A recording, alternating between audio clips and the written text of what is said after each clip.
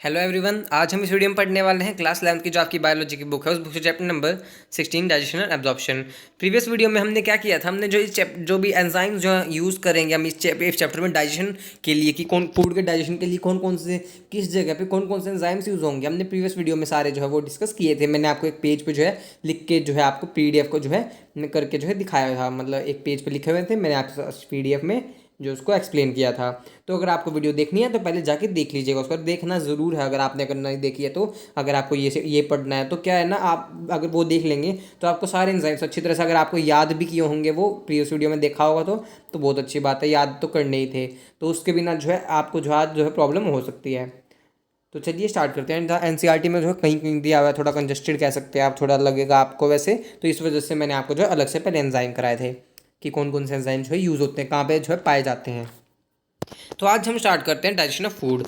तो स्टार्ट करते हैं। The process of digestion is accomplished by mechanical and chemical process. तो यहाँ पे मैकेनिकल केमिकल प्रोसेस दोनों क्यों आया, हमने वैसे भी स्टार्टिंग में चैप्टर के समझा था। मैकेनिकल इसलिए क्यों आया क्योंकि हमने जो है माउथ में जो है अपना खाना जो है अच्छी तरह से चर्न किया था, च्यू किया था, वहाँ पे तोड़ा था उसे, तो वो मैकेनिकल प्रोसेस हो गया क्योंकि हमने तोड़ा था अपने जो है माउथ से, तो मैकेनिकल हो गया। केमिकल एंजाइम्स की वजह से जो है वो डाइजेस्ट होगा आगे जो है उसमें एंजाइम, उसमें माउथ से ही जो डाइजेशन स्टार्ट हो जाता है। आपका सलाइवा जो है वहाँ पे होता है, सलाइवरी अमाइलेज होता है उसमें, तो वही हम देखेंगे स्टार्च का डाइजेशन माउथ में ही स्टार्ट हो जाता है। तो इसलिए इसको केमिकल प्रोसेस का है क्योंकि एंजाइम वगैरह जो है यूज़ करके। तो आगे देखते हैं। द बक्कल कैविटी, अब स्टार्ट कहाँ से होगा, माउथ से ही डाइजेशन स्टार्ट होगा, यहीं से माउथ से ही आपको स्टार्टिंग किया हुआ है NCERT में। The buccal cavity perform two major functions, दो मेजर फंक्शन जो NCERT नहीं, जो दो मेजर फंक्शन जो है आपका बक्कल कैविटी जो परफॉर्म करता है। पहला मैस्टिकेशन ऑफ फूड करता है, फूड को जो चबाना, उसको जो तोड़ना, उसको बिल्कुल छोटा छोटा टुकड़े में बांट देना है। फैसिलिटेशन ऑफ दी स्वेलोइंग मतलब जो आप जो है ये जैसे ईसोफेगस हो गया, आपका माउथ हो गया, जो ये माउथ होगा, ये ईसोफेगस हो गया, तो यहाँ से जो आपका फूड जो है इसमें आ रहा है ईसोफेगस में, तो उसे जो है निगलने के लिए जो हेल्प करता है ये आपका mouth.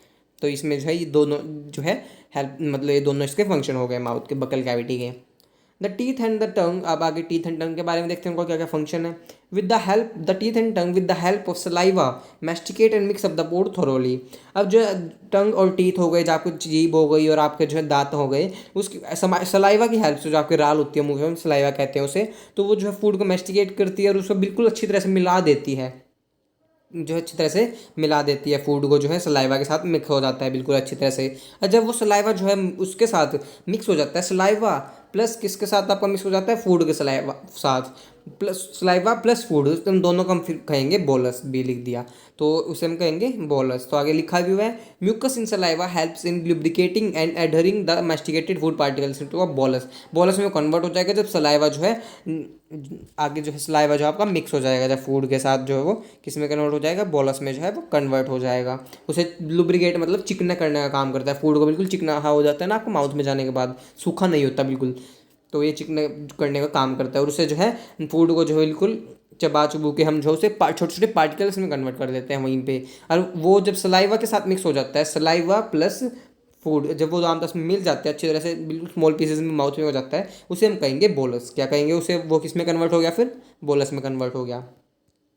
The bolus is then conveyed into the pharynx, फिर वो आगे फेरिंग्स में जाएगा, हमने ये जो स्टार्टिंग में पढ़ा चैप्टर के bolus, and then into the oesophagus, फिर उसके बाद ईसोफेगस में जाएगा बाय स्वेलोइंग और डेग्लूटिशन।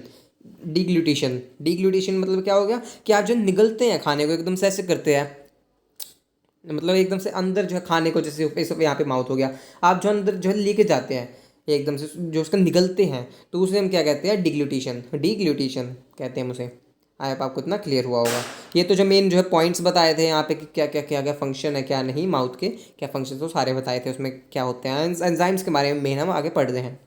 The bolus further passes down through the oesophagus by successive waves. आगे देखते हैं। द बोलस, ये ले लेते हैं पहले ये हाईलाइट करने के लिए, देखते हैं। द बोलस ऑफ द फोल बोलस, जो बोलस आगे further passes down through the oesophagus, oesophagus से जो है आगे जाएगा बस successive waves of muscular contractions called peristalsis. अब वो जो आपका जो है आपने निगल लिया खाने को ईसोफेगस से, जो है जैसे ईसोफेगस हो गया, यहाँ से जो आपका खाना आ रहा है, मान लीजिए यहाँ से जो है खाना आ रहा है, फिर यहाँ पे स्टमक हो गया आपका यहाँ पे, लेकिन यहाँ पे खाना आ रहा है और यहाँ पे जो है आपका स्टमक हो गया। लेकिन जो आपका खाना आ रहा है स्टमक में आने से पहले यहाँ पे जो है पेरिस्टालसिस मूवमेंट होगी, एकदम से अंदर के अंदर जो आपका खाना आएगा, यहाँ से एकदम से जब स्टमक से अंदर खाना आएगा तो वहाँ पे एकदम ओपनिंग होगी, वहाँ से जो है पेरिस्टालसिस जो है मूवमेंट होगी, एकदम से नीचे आ जाएगा स्टमक में, इसे हम कहेंगे पेरिस्टालसिस मूवमेंट। तो आगे देखते हैं इसमें एनसीईआरटी में क्या है। ये तो हमने ये पढ़ा। आगे देखता मेनली जो हम डाइजेशन के बारे में बात करेंगे।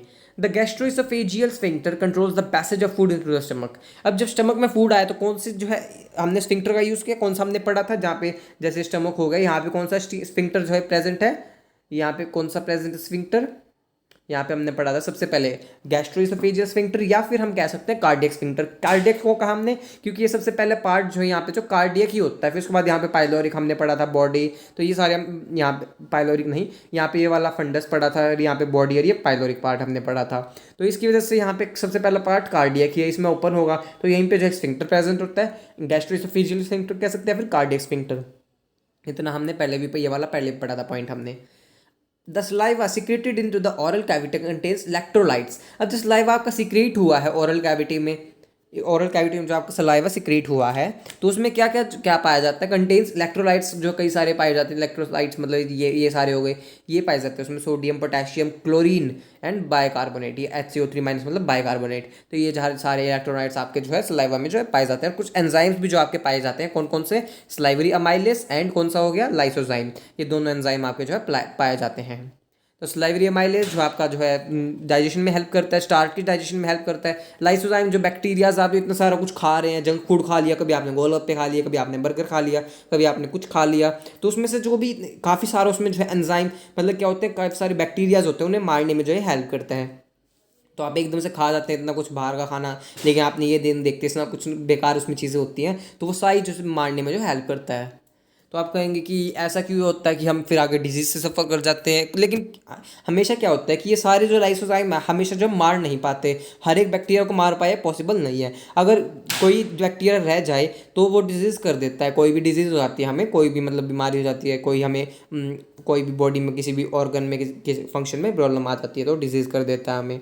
तो इसलिए लाइसोजाइम जो हर एक को नहीं मार पाता, कई ज़्यादातर जितना ज़्यादा हो सकता है मार सकता है, और हर ज़्यादातर तो ज़्यादा वो मारते ही है, जो नहीं मार पाता फिर वो आगे डिजीज़ का कारण बन जाता है। तो इसलिए the chemical process of digestion is initiated in the oral cavity by hydrolytic action on the bicarbonate splitting enzyme the salivary amylase. तो यहाँ पे जो है डाइजेशन के बारे में मेन जो है बात कर रहे हैं। तो देखते हैं सबसे पहले क्या होगा, जो आपका स्टार्च है ये क्या होता है, स्टार्च जो आपका माउथ में जो है ये स्टार्च है मतलब कन्वर्ट हो जाता है, सबसे पहले डाइजेशन माउथ से स्टार्ट होता है। और जो आपका स्टार्च है इसे हम कहते हैं पॉलीसैकेराइड, जो कि पॉलीसैकेराइड है, पॉलीसैकेराइड है। पॉलीसैकेराइड मतलब कि पोली मतलब मैनी, पोली मतलब मैनी MANY, कई सारी किसकी यूनिट, सैकेराइड मतलब sugar, sugar many units of sugar, जैसे एक शुगर हो गया, एक शुगर हो गया, कई सारी यूनिट जो है शुगर की मिलके एक, कई सारी यूनिट जो है शुगर की मिलकी मतलब कई सारी मिल जाती है, नहीं 1 2 3 4 नहीं, कई सारी जो है मिलती हैं, तो उसे हम कहते हैं जब शुगर की कई सारी यूनिट्स मिलते हैं पॉलीसैकेराइड। तो स्टार्च का एक पॉलीसैकेराइड है। सलाइवरी अमाइलेज की प्रेजेंस में, हमने एक प्रीवियस वीडियो में भी जो ये सारे एंजाइम्स हमने पढ़ लिए थे, सलाइवरी अमाइलेज होता है इसकी प्रेजेंस में, जिसका पीएच जो है क्या होता है 6.8 माउथ में पीएच इतना होता है।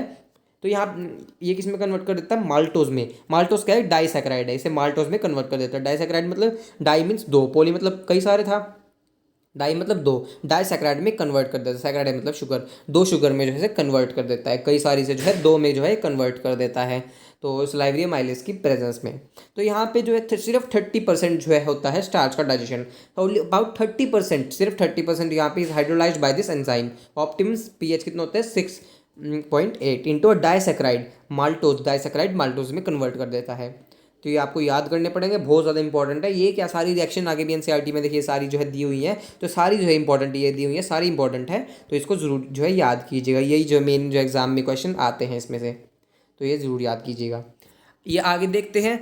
तो ये हमने पढ़ाई था जो है प्रीवियस वीडियो में, सारी ये हमने तीनों जो है डिस्कस किए थे, क्या क्या माउथ में गैस्ट्रिक ग्लैंड्स के बारे में हमने, mucosa of stomach, the mucosa of stomach has gastric glands. Mucosa क्या होती है, इनर मोस्ट लेयर होती है, हमने पढ़ा था कि हिस्टोलॉजी ऑफ एलिमेंट्री कैनाल ने, अगर नहीं पढ़ा तो आप वो लेक्चर लगा सकते हैं। The mucosa of stomach has gastric glands, mucosa of stomach के म्यूकोजा में गैस्ट्रिक ग्लैंड्स पाई जाती है। गैस्ट्रिक ग्लैंड्स के पास जो है 3 मेजर टाइप्स ऑफ सेल्स जो है पाए जाते हैं, 3 टाइप्स के सेल्स जो है मेजर टाइप्स के जो है पाए जाते हैं। सबसे पहले कौन से, mucus and neck cells which secrete mucus. हमने प्रीवियस वीडियो में पढ़ा था म्यूकस या फिर नेक सेल्स, जो कि म्यूकस को जो है सिक्रीट करते हैं, जो किस में हेल्प करता है, इस इनर लाइनिंग जो स्टमक की लाइनिंग है, जैसे स्टमक हो गया, इसकी लाइनिंग को जो है प्रोटेक्ट करता है किससे, HCl के। यहाँ पे HCl रिलीज होता है, हमें पता है काफ़ी सारा HCl मैंने आपको प्रीवियस वीडियो में बताया था, नहीं पता है तो आप जान लीजिए। स्टमक में जो HCl जो है काफ़ी मात्रा में जो रिलीज होता है, जिसकी वजह से क्या होता है कि ये इनर लाइनिंग जो होती है स्टमक की, इसको जो है डैमेज नहीं कर पाता, क्योंकि ये एसिडिक होता है, बहुत ज़्यादा एसिड है, तो हमें डैमेज कर सकता है स्टमक की वॉल को, लेकिन नहीं कर पाता क्योंकि यहाँ पे म्यूकस जो है म्यूकस होता है, जो कि म्यूकस सिक्रीट करता है। जो गैस्ट्रिक ग्लैंड्स म्यूकस सिक्रीट करते हैं, गैस्ट्रिक ग्लैंड्स में कौन, म्यूकस नेक्सल्स म्यूकस सिक्रीट करते हैं, जो कि हेल्प करते हैं किसमें, हेल्प जो है प्रोटेक्ट करते हैं लाइनिंग के स्टमक को, स्टमक की लाइनिंग को। आई होप आपको ये क्लियर हुआ होगा, वैसे मैंने प्रीवियस वीडियो में भी आपको बताया था। आगे देखते हैं, पेप्टिक और chief cells which secrete the pro enzyme मतलब जो इसके जो है अभी एक्टिव नहीं है, इनएक्टिव है, प्रो मतलब इनएक्टिव है अभी एंजाइम। प्रो एंजाइम पेप्सिनोजन को जो है कन्वर्ट कर देते, जो क्या सिक्रीट करता है, पेप्टिक या फिर सेल्स, चीफ सेल्स सिक्रीट करते हैं, प्रो एंजाइम पेप्सिनोजन को जो है सिक्रीट करता है। तो आई होप आपको इतना क्लियर हुआ होगा। जो ये क्या करता है, जो कि प्रोरेनिन हो गया और आपका पेप्सिनोजन हो गया, सेल की प्रेजेंस में उसे जो है रेनिन और पेप्सिन में जो है कन्वर्ट कर देता है। तो आगे देखते हैं, थर्ड कौन सा है, थर्ड है पैराइटल और oxyntic cells which secrete HCl and intrinsic factor. HCl को जो सिक्रीट करता है, कौन करता है, HCl से भरपूर मात्रा में कौन करता है HCl सिक्रीट, हाइड्रोक्लोरिक एसिड, इसकी फुल फॉर्म है पैराइटल या फिर ऑक्जेंटिक सेल। प्रीवियस वीडियो में भी हमने पढ़ा था, जिसका क्या फंक्शन होता है, काफ़ी सारे फंक्शन होता है। जो प्रोरेनिन यहाँ पे जो है प्रोएंजाइम पेप्सिनोजन है, इसको पेप्सिन में कन्वर्ट करता है, इनएक्टिव फॉर्म से एक्टिव में बनाता है। प्रोरेनिन हो गया, उसको रेनिन में करता है। तो ये जो है इसका फंक्शन है, बहुत ज़्यादा इंपॉर्टेंट है HCl का फंक्शन, इसको याद रखिएगा। तो आई होप आपको इतना क्लियर हुआ होगा। एंड इंट्रिंसिक फैक्टर, ये क्या है, ये जो है फैक्टर एसेंशियल होता है एब्जॉर्प्शन ऑफ विटामिन B12 के एब्जॉर्प्शन के लिए जो है एसेंशियल होता है ये। तो आई होप आपको इतना क्लियर हुआ होगा। आगे देखते हैं, अब हम आगे देखते हैं स्टमक के बारे में। अब हमने क्या पढ़ लिया, माउथ के डाइजेशन के बारे में हमने जो है पढ़ा यहाँ पे, और क्या क्या गैस्ट्रिक ग्लैंड्स होती हैं मुकोज ऑफ स्टमक के पास, तो वो हमने पढ़ी यहाँ पे कौन कौन सी होती है, इनको याद रखिएगा जरूर, बहुत ज़्यादा इंपॉर्टेंट है। और इससे क्वेश्चन जो है काफ़ी बार जो है आ चुका है क्वेश्चन में, नीट इन तीनों, ये दो और इससे ऊपर भी था एक, तीनों में से जो पॉइंट में से क्वेश्चन आ चुका है, काफ़ी बार आ चुका है इसमें से क्वेश्चन, इस पर जरूर याद रखिएगा। द स्टमक, अब इसके जो हम लास्ट में जब हमारे चैप्टर्स कंप्लीट हो जाएंगे, फिर हम उसके बाद मैं आपको PYQs भी कराऊंगा और भी क्वेश्चंस लाता रहूँगा, तो काफ़ी सारे क्वेश्चंस भी हम जो है करेंगे। The stomach stores the food for 4 to 5 hours, कितने के घंटे के लिए, 4 से 5 घंटे के लिए स्टमक जो है फूड को स्टोर करता है। The food mixing thoroughly with the acidic gastric juice of the stomach by churning movements of the muscular wall and is called chyme। chyme मतलब क्या हो गया कि जो आपका फूड अच्छी तरह से मिक्स हो जाता है एसिडिक गैस्ट्रिक जूस के साथ, जो है बिल्कुल मिक्स हो जाता है स्टमक के, by churning movements of muscular wall. जो यहाँ पे जैसे आपका ये जो लीवर हो गया, यहाँ पे जो है मस्कुलर जो है मूवमेंट, जो मसल्स हो गई, यहाँ पे जो है मस्कुलर मूवमेंट, जो आपका जैसे फूड हो गया, यहाँ पे मस्कुलर मूवमेंट चलती रहती है। जैसे फूड हो गया, इस तरफ जाएगा, एक बार इस तरफ जाएगा, एक बार इस तरफ, ऐसे ऊपर नीचे जो फूड होता रहता है। यहाँ पे स्टमक में ही हो रहा है सारा काम, तो स्टमक में जो है होती रहती है मस्कुलर मूवमेंट्स, मसल्स है जो आपकी स्टमक की, वो जो है मूवमेंट जो है करती रहती हैं। आपका फूड जैसे यहाँ पे है, एक बार यहाँ पे आ जाएगा, फिर यहाँ पे आ जाएगा, ऐसे हिलता डुलता रहता है, जिससे अच्छी तरह से मिक्स हो जाता है वो एसिड के साथ, जो आपके स्टमक में एसिड है ना HCl, उसके साथ। अब जब वो एसिड के साथ मिक्स हो जाता है फूड जो है फूड प्लस में एसिड HCl, इसे हम कहते हैं काइम, जो अच्छी तरह से उसके साथ मिक्स हो जाता है आपका फूड भी नहीं, बोलस कह सकते हैं हम, बोलस कहेंगे, क्योंकि हमने पढ़ा था बोलस में कन्वर्ट हुआ था सलाइवा प्लस, हमने पढ़ा था फूड बोलस होता है, सलाइवा प्लस फूड बोलस। लेकिन जब आपका जो ये होता है, यो आपका जो है बोलस प्लस जो आपका हो गया, नीचे फूड आया, बोलस आया, आपका बोलस प्लस आपके जो है HCl हो गया, उसे हम कहेंगे काइम कहेंगे, तो इसको याद रखिएगा। अब आगे देखते हैं, इसमें हम डाइजेशन देखते हैं कैसे होता है कैसे नहीं, तो इसको हम जो है इसमें देखते हैं। द प्रोएंजाइम पेप्सिनोजन, प्रोएंजाइम क्या होता है, पेप्सिनोजन जो कि इनएक्टिव होता है, pepsinogen on exposure to hydrochloric acid. हमने अभी भी पढ़ा, प्रीवियस वीडियो में पढ़ा था, अभी भी पढ़ा हमने, और प्रीवियस वीडियो में पढ़ा था कि HCl की प्रेजेंस में जो है आपका gets converted into the active enzyme pepsin. Pepsinogen जो आपका पेप्सिन में कन्वर्ट हो जाता है, जो PEP लिखे, पेप्सिनोजन किस में कन्वर्ट हो जाता है, पेप्सिनोजन आपका किस में कन्वर्ट हो जाता है, पेप्सिन में कन्वर्ट हो जाता है। किसकी प्रेजेंस में हो जाता है आपका पेप्सिनोजन, पेप्सिन कन्वर्ट में HCl की, हाइड्रोक्लोरिक एसिड की प्रेजेंस में। आगे देखते हैं, ये हमने अभी पढ़ा कि इसकी प्रेजेंस में, HCl की प्रेजेंस में जो आपका पेप्सिनोजन है वो पेप्सिन में कन्वर्ट हो जाएगा। उसके बाद देखते हैं पेप्सिन कन्वर्ट्स प्रोटीन्स इनटू, फिर आगे जो पेप्सिन है वो किसको कन्वर्ट करेगा, पेप्सिन कन्वर्ट्स प्रोटीन्स, जो प्रोटीन आपके जो स्टमक में है, पेप्सिन जो कन्वर्ट करेगा प्रोटियोसिस एंड पेप्टोन्स में, ये ना पेप्टाइड्स कहेंगे दोनों को मिला के, तो प्रोटियोसिस और पेप्टोन्स में जो है ये कन्वर्ट कर देगा। तो आई आपको इतना क्लियर हुआ होगा। आगे देखते हैं जो यहाँ पे इसका मतलब क्या है। इसका जो पेप्टोन्स और प्रोटियोसिस, जो प्रोटियोसिस होता है आपका प्रोटियोसिस, इसमें जो है अमाइनो एसिड की जो है बिल्कुल स्मॉल यूनिट होती है, मतलब स्मॉल यूनिट होती है अमाइनो एसिड की। मान लीजिए इसमें जो 5 है और ये इसमें जो है ज़्यादा होंगी 10, मतलब इसमें स्मॉल छोटी वाली यूनिट्स होती हैं 5 10 नहीं, यहाँ पे मान लीजिए इतनी है सिर्फ, और इसमें ऐसे लार्ज होंगी। इसमें जो है सिर्फ छोटी यूनिट होती है, किसमें, प्रोटियोसिस में आपकी जो है अमाइनो एसिड की छोटी यूनिट्स होती है, पेप्टोन्स में बड़ी यूनिट्स होती है। इसमें डिफरेंस है दोनों में। तो पेप्सिन प्रोटीन को कन्वर्ट कर देता है प्रोटियोसिस एंड पेप्टोन्स में, जिन्हें हम पेप्टाइड्स कहते हैं। द म्यूकस एंड बाइकार्बोनेट्स, जब म्यूकस होकर बाइकार्बोनेट हमने पढ़ा था, present in the gastric juice play an important role in lubrication and protection of the mucosal epithelium from excoriation by the highly concentrated hydrochloric acid. जो आपका mucus और bicarbonates होते हैं, जो बाइकार्बोनेट होते हैं जो आपकी गैस्ट्रिक जूस में प्रेजेंट होते हैं, इंपॉर्टेंट रोल किस में प्ले करते हैं, लुब्रिकेशन में जो रोल प्ले करते हैं उसे चिकना बनाने में, and protection of the mucosal epithelium, जो आपका म्यूकोजल एपिथेलियम है उसे जो है एसिड से जो है बचाने का काम करते हैं। तो एसिड उसे जो डैमेज कर सकता है क्योंकि काफ़ी जो है एसिडिक होता है, तो ये जो से हेल्प करते हैं बचाने में स्टमक में। आगे देखते हैं HCl provides the acidic pH 1.8। Acidic जो है कितना pH प्रोवाइड करता है, 1.8, जो कि स्टमक में होता है। लेकिन जब आपका फूड स्मॉल इंटेस्टाइन में आ जाता है, हम आगे भी पढ़ेंगे, तो उसमें क्या होता है, उसमें आपको जो है ज़्यादा pH की जरूरत होती है, 6.8 to 7.25 ऐसा होता है। तो आपको जो 6.89 से लेकर 7.45 तक जो आपको ज़रूरत होती है। लेकिन आपका एसिडिक मीडियम में आप जो है स्मॉल इंटेस्टाइन में काम नहीं करते, आपको अल्कलाइन मीडियम जो है चाहिएगा, एसिडिक मीडियम आप नहीं कर सकते। Renin is a proteolytic enzyme found in gastric juice of infants which help in digestion of milk proteins। हमने पढ़ा था रेनिन किस में प्रेजेंट होता है, इन्फेंट्स में जो है प्रेजेंट होता है ये वाला एंजाइम आपका, जो गैस्ट्रिक जूस ऑफ इन्फेंट्स में जो है प्रेजेंट होता है, जो गैस्ट्रिक जूस में पाया जाता है रेनिन, जो कि किस में हेल्प करता है, मिल्क प्रोटीन के डाइजेशन में जो है हेल्प करता है। ये किस में हेल्प करता है, मिल्क प्रोटीन के जो है डाइजेशन में ये हेल्प करता है। और ये किस तरह से हेल्प करता है ये एनसीईआरटी में नहीं है, बट एक बार मैं आपको बता देता हूँ। जो आपका कैसिन होता है CASCIN, जो मिल्क में जो प्रोटीन पाया जाता है, मिल्क प्रोटीन होता है, उसे हम कैसिन कहते हैं। रेनिन के प्रेजेंस में लिख देता हूँ, रेनिन की प्रेजेंस में किस में कन्वर्ट होगा, वो पैराकैसिन में, PARA, और ये कैसिन की स्पेलिंग ऐसे ही पैराकैसिन में कन्वर्ट होगा। जो आपका कैसिन है वो रेनिन की प्रेजेंस में किस में कन्वर्ट होगा, पैराकैसिन में। फिर उसके बाद आपका पैराकैसिन हुआ है वो किसकी प्रेजेंस में, कैल्शियम पैराकैसिन किसकी प्रेजेंस में, PARA लिख दिया मैंने, पैराकैसिन कैल्शियम आयन की प्रेजेंस में, जो आपका Ca+ है, कैल्शियम आयन की प्रेजेंस में कैल्शियम पैराकैसिन में जो है प्रेजेंट जो है कन्वर्ट हो जाएगा। तो आपको एक क्लियर हुआ होगा, पैराकैसिन फिर उसमें कैल्शियम की प्रेजेंस में कैल्शियम पैराकैसिन में। फिर आगे हम पढ़ते हैं जो आपका कैल्शियम पैराकैसिन है, CAP लिख देता हूँ, जो कैल्शियम पैराकैसिन है वो पेप्सिन की प्रेजेंस में, किसकी प्रेजेंस में, पेप्सिन की प्रेजेंस में, फिर पेप्सिन की प्रेजेंस में प्रोटीन्स और पेप्टाइड्स में, प्रोटियोसिस और पेप्टाइड्स में जो है टूटता है। अब ऐसा क्यों हुआ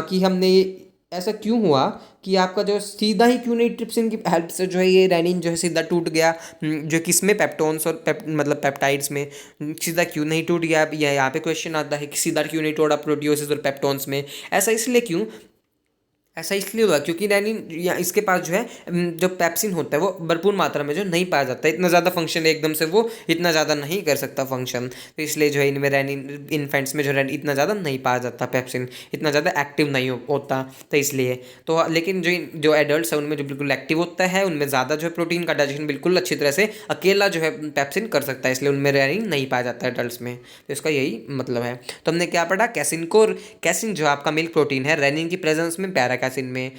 फिर उसके बाद आपका जो पैराकैसिन है वो कैल्शियम आयन की प्रेजेंस में, कैल्शियम पैराकैसिन में। फिर उसके बाद जो कैल्शियम पैराकैसिन है पेप्सिन की प्रेजेंस में, फिर वो आपका किस में टूटता है, कैल्शियम प्रोटियोसिस एंड पेप्टोन्स में। तो इसको आप लिख भी सकते हैं। हमने अच्छी तरह से पढ़ लिया। आगे देखते हैं, तो आई होप आपको क्लियर भी हुआ होगा। रेनिन इज प्रोटियोलाइटिक एंजाइम हमने पढ़ लिया। Small amount of lipases are also secreted by the gastric glands. कुछ अमाउंट्स, थोड़ी बहुत अमाउंट में जो लाइपेसेस भी है जो आपके सिक्रेट होते हैं गैस्ट्रिक ग्लैंड्स में। इसके बारे में आगे भी हम पढ़ेंगे। तो आई होप आपको क्लियर हुआ होगा। तो आज हम इस वीडियो में जितना ही पढ़ेंगे, सलाइवा हमने स्टमक का और जो है माउथ में हमने डाइजेशन पढ़ लिया। आज इस वीडियो में इतना ही पढ़ेंगे। हमने पढ़ा माउथ में सबसे पहले स्टार्च जो कि पॉलीसैकेराइड है, स्लाइवरी अमाइलेज की प्रेजेंस में जो है माल्टोज में कन्वर्ट होगा, डाइसैकेराइड है जो कि। फिर उसके बाद हमने जो है पढ़ा स्टमक में पढ़ा, उसके बाद हमने स्टमक में पढ़ा डाइजेशन, ऑफ प्रोटीन हमने पढ़ा स्टमक में, प्रोरेनिन को रेनिन में, पेप्सिनोजन को पेप्सिन में, ट्रिप्सिनोजन को ट्रिप्सिन में हम कन्वर्ट करेंगे स्टमक में करेंगे, ट्रिप्सिनोजन को ट्रिप्सिन में हम जो है इंटेस्टिनल जूस में करेंगे, तो आगे की बात है। प्रोरेनिन को रेनिन में, पेप्सिनोजन को पेप्सिन में। तो अब आपको एक क्लियर हुआ होगा। सो अगर आपको वीडियो अच्छी लगी हो, वीडियो को लाइक कीजिएगा, मेरे चैनल को सब्सक्राइब भी कीजिएगा और मुझे कमेंट करके बताइएगा आपको वीडियो कैसी लगी। और नेक्स्ट वीडियो में हम जो आगे जो आपका ये आगे जो पैराग्राफ है सारा सब कुछ हम डिस्कस करेंगे। सो थैंक यू, मिलते हैं नेक्स्ट वीडियो में।